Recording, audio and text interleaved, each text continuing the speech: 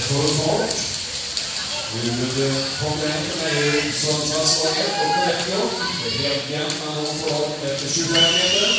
Det är Johan Johannes Stavus och Oskar Wikasson. Johannes Stavus som har en knappt ledning efter 2-1.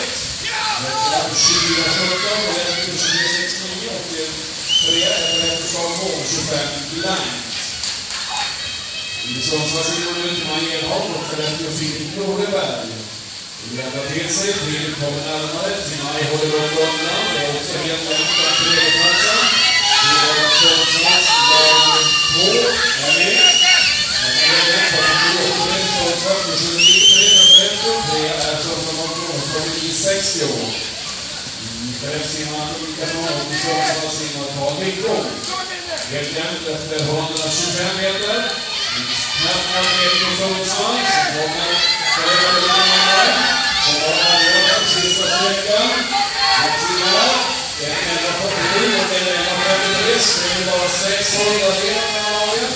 Det är Sundsvalls lag 2, 1:14:22. Nu ser det ut som att Skellefteå går ifrån. Skellefteå har tagit ledningen med en kroppslängd. Det är hårt från antal plats och tredje plats. Det går Sundsvalls lag 2. Mål. Det blir Skellefteå som är detta. Och det går där. Vi har 1:35:74. Två mål. Och det Sundsvalls lag 1:38:61. Och 3 mål Sundsvalls lag 2.